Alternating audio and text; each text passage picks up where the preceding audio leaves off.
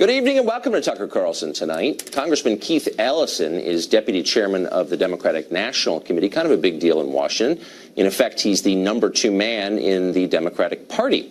In a recent tweet, he openly supports the violent Antifa movement. This made us pause and take a closer look at Keith Ellison and his past, and what we found is interesting and extreme, and we've got it for you just ahead. But first tonight, it is full-scale war between President Trump and a man who just months ago was seen as one of his closest allies and advisors, indeed his chief strategist. Yesterday, Trump said that Steve Bannon had, quote, lost his mind after being canned from the White House back in August. Now the president is issuing legal threats against Bannon. Bannon got a letter from Trump's legal team on Wednesday threatening a lawsuit for alleged violations of a confidentiality agreement he apparently signed. What to make of all of this? Well, a lot of people claim to be experts on Trump and the Trump White House and the Trump orbit. Very few of them really are. Roger Stone actually is.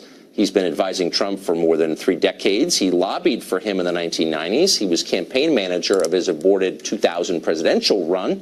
Stone was one of the people who strongly urged the president to run for office this time, and he served on the campaign during its critical early months. Trump has fired Stone more than once, maybe a bunch of times, called him a stone-cold loser, but their relationship has always recovered.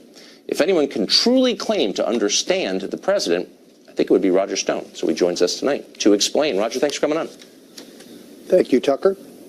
So what is this fundamentally about? It appears to be, from an outsider's perspective, it appears to be a debate about who can take credit for the unexpected win in 2016. Steve Bannon has taken a lot of credit for that publicly and privately. The president, of course, believes he did it.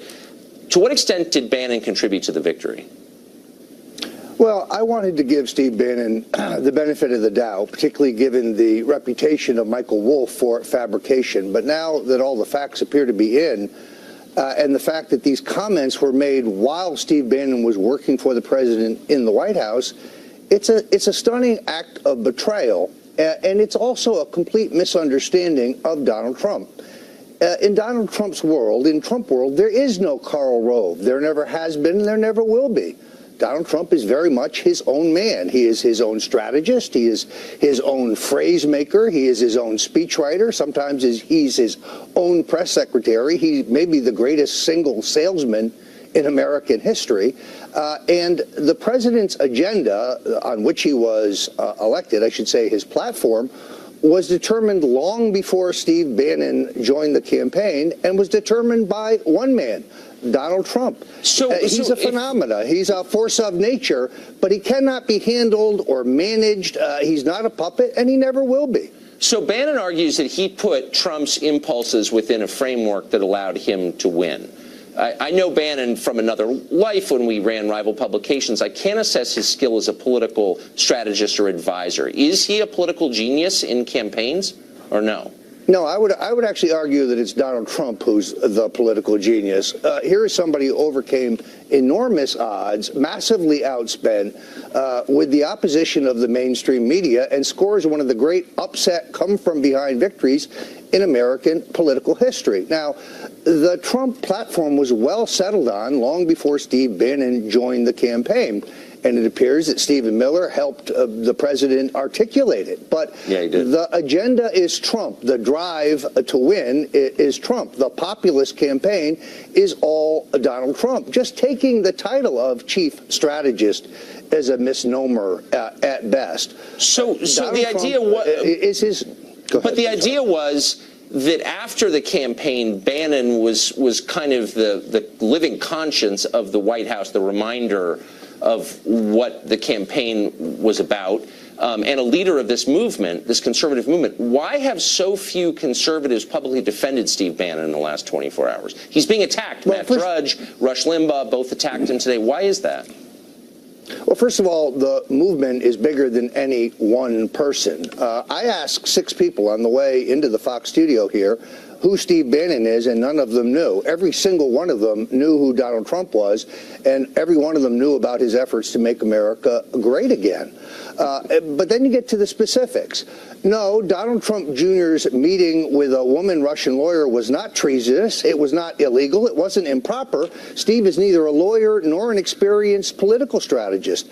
That meeting is a nothing burger. And it looks more and more like a setup to me, given the fact that the Russian woman lawyer was in the country illegally at the sufferance of the Obama administration.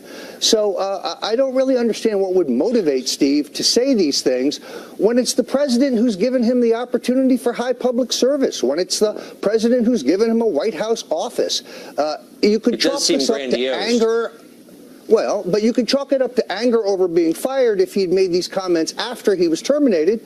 But based on my research, he said these things while he was on the Trump payroll. It sounds that way. So finally, why the legal threats? I mean, I don't think anyone believes the president's going to sue Steve Bannon for violating an NDA or the author of this book. Doesn't this just call attention to the book, help sell books, redound to the benefit of the author of the book? Why would you instruct your lawyers to do something like that? Yeah, I'm not sure about the efficacy of that. I do know this, that the Trump constituency, the Trump base, will stick with Donald Trump as long as he keeps faith with them on his agenda. The biggest tax cut in American history, a solid conservative on the U.S. Supreme Court, cutting regulations at all levels. Right. That's the Trump agenda. I got to say, the phrase, I'm not sure about the efficacy of that is my new favorite phrase.